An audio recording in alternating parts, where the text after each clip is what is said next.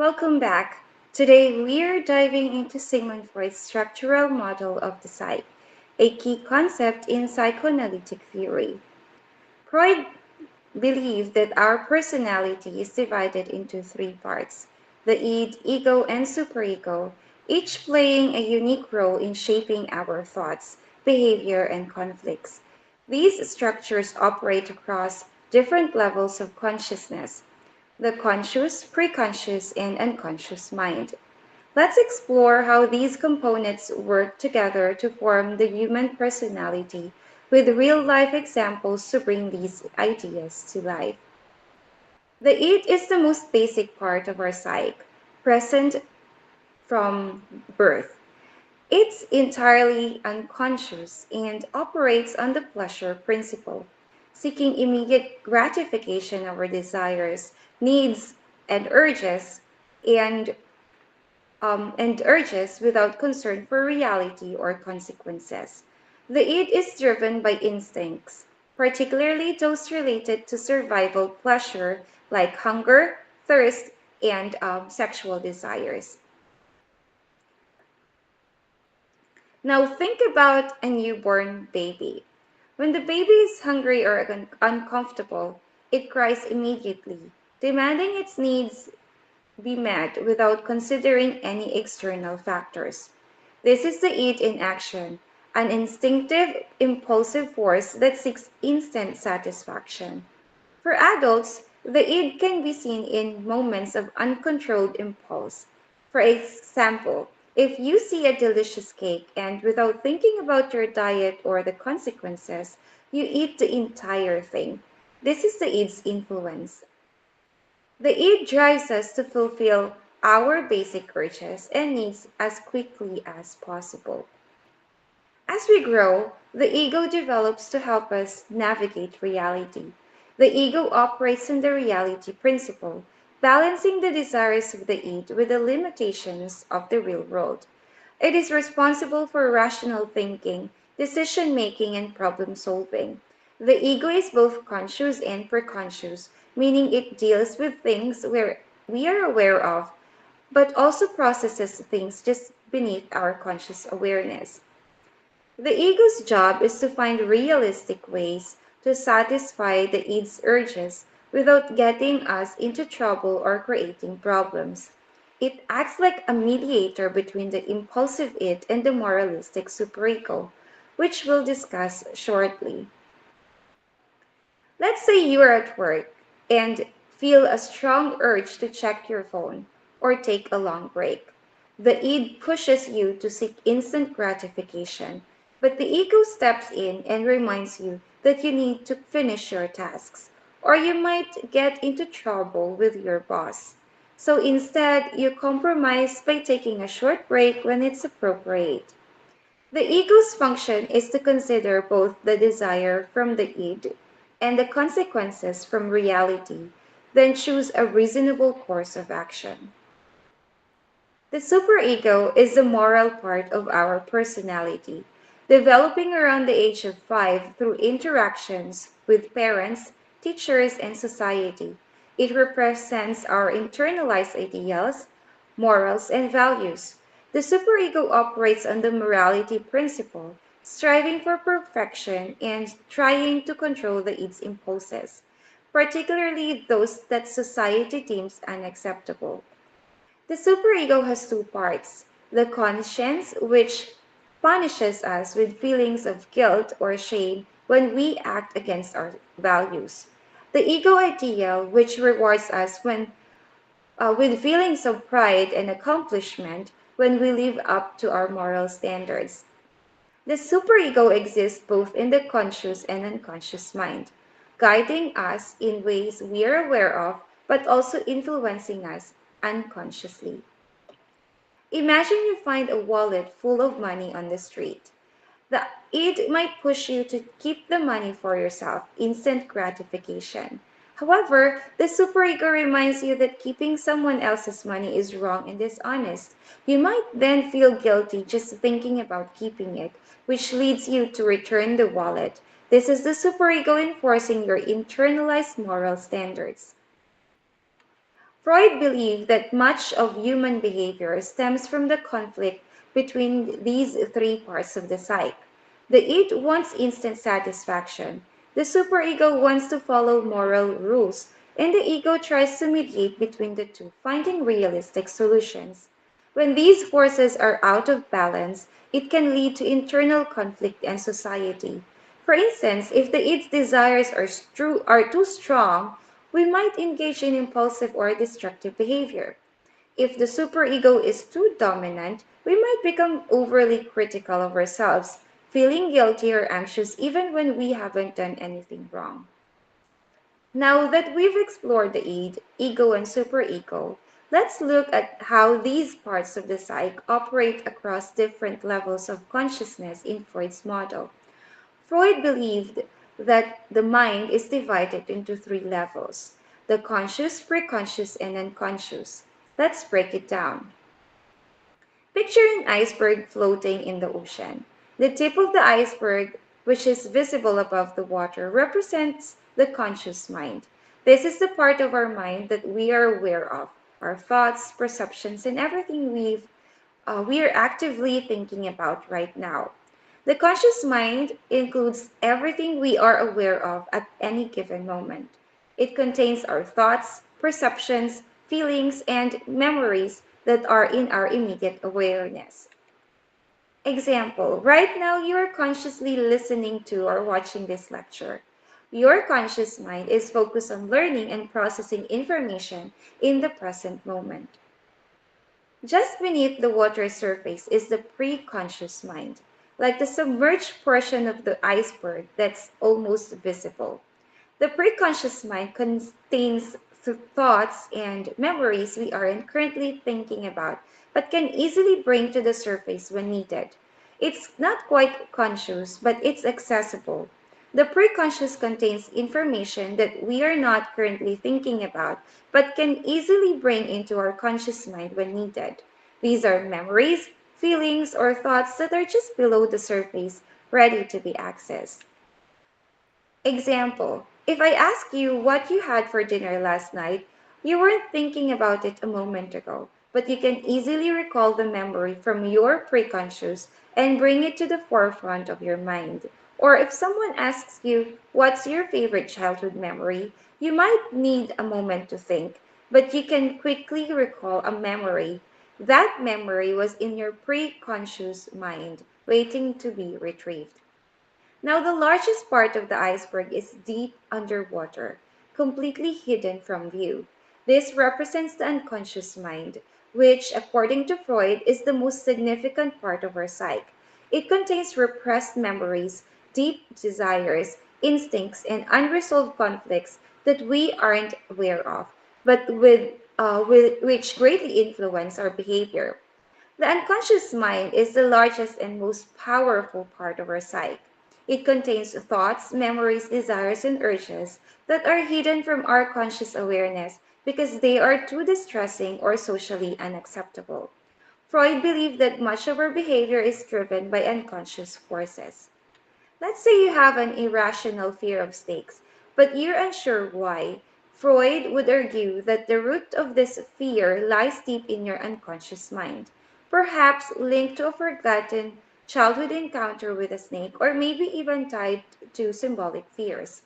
The unconscious influences how you react to situations without you consciously realizing why. To help visualize Freud's model of the mind, we often use the iceberg analogy.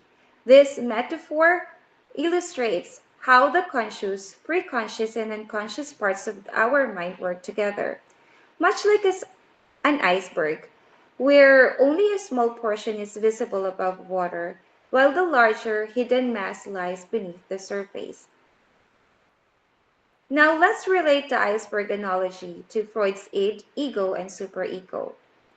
The id, your primitive desires, almost entirely unconscious, represented by the deepest part of the iceberg. It's hidden but drives our most basic impulses. The ego, the rational part of the mind, spans all levels. It mediates between the id's desires, the superego's morals, and the demands of reality. The ego sits both in the conscious part above water and the preconscious just below the surface. The superego, our moral compass, also stretches across all levels, with parts of it conscious, as we are aware of many moral values, and parts unconscious, moral feelings that influence us without being fully aware. This analogy highlights how much of our mental life operates outside of our conscious awareness. Just like with an iceberg, what's beneath the surface has the greatest impact on the way we navigate ourselves or lives. The unconscious mind is also where defense mechanisms, as we discussed earlier, operate to protect us from the anxiety of confronting uncomfortable truths. Understanding these aspects of the psyche helps us recognize the complexity of human behavior and the internal conflicts we face. Freud's model may be over a century old, but its influence on psychology and other understanding of the mind is undeniable. So let's discuss defense mechanisms as essential concepts in psychoanalytic theory developed by Sigmund Freud. Defense mechanisms are unconscious psychological strategies that people use to protect themselves from anxiety, stress, or uncomfortable emotions. These mechanisms often distort, deny, or challenge or change reality to make difficult feelings more manageable. Let's explore some of the most common defense mechanisms with real life examples. Repression. Repression is when an individual pushes distressing thoughts, memories, or feelings into the unconscious so that they don't have to consciously deal with them. Freud saw this as a primary defense mechanism because it underlies many others. Imagine you've had a traumatic experience as a child, such as witnessing an accident. Over time, you might forget the event, but the emotion residue remains. Though the memory is repressed, it could still influence your behavior in subtle ways, like feeling anxious in certain situations without knowing why. Denial. Denial involves refusing to accept reality because it is too uncomfortable. When in denial, people simply act as though a painful event, thought, or feeling doesn't exist. Example: a person diagnosed with a serious illness may initially refuse to believe it. They might continue their routine as if everything is normal, telling themselves there's nothing wrong with me, even when medical tests confirm the diagnosis. Projection. Projection occurs when someone attributes their own unacceptable feelings or thoughts to someone else. It's a way of protecting oneself from acknowledging uncomfortable emotions or impulses. Let's say someone is feeling particularly jealous of a coworker's success. Instead of admitting their jealousy, they accuse the coworker of being envious of them. By projecting their feelings onto someone else, they avoid confronting their own discomfort. Displacement. In displacement, an individual redirects their emotions from the original source of distress to a safer, less threatening target. Example: after a tough day at work, where your boss criticizes you, you may come home and snap at your partner or family. You're displacing your frustration from your boss, a source you can't easily confront, to someone with whom you feel more secure. Rationalization. Rationalization involves creating logical explanations for behaviors or feelings that are actually driven by unconscious motives. It's a way of justifying or excusing actions that may otherwise cause guilt or embarrassment. A student who didn't study for a test might tell themselves the test was unfair or and no one could have passed it anyway. This rationalization helps them avoid feeling bad about their lack of preparation. Sublimation. Sublimation is considered one of the more positive defense mechanisms. It occurs when an individual channels unacceptable impulses to socially acceptable activities. Example: someone with aggressive tendencies might take up a sport like boxing or martial arts, using the typical outlet to express their aggression in a constructive way. Rather than acting out violently, they transform the emotion into something beneficial. Regression. Regression happens when a person reverts to an earlier stage of development, often as a way to cope with stress or anxiety. This defense mechanism is common in children, but adults may also experience it in times of distress. A child who has recently gained a sibling might begin acting like a baby again, throwing tantrums or wetting the bed, to cope with feelings of insecurity or jealousy. In adults, it might manifest as behaving childishly, well, like throwing a temper tantrum after a frustrating experience at work. Reaction formation. Reaction formation occurs when someone unconsciously transforms an unacceptable feeling or desire into its opposite. Imagine someone who feels a deep sense of insecurity. Instead of showing that vulnerability, they might behave in an overly confident, even arrogant way. Or someone who harbors strong feelings of attraction to another person might act hostile or disinterested toward them. Intellectualization. Intellectualization involves focusing on logic and facts to avoid dealing with emotional aspects of a stressful situation. It allows people to distance themselves from uncomfortable emotions by discussing things in a detached, rational way.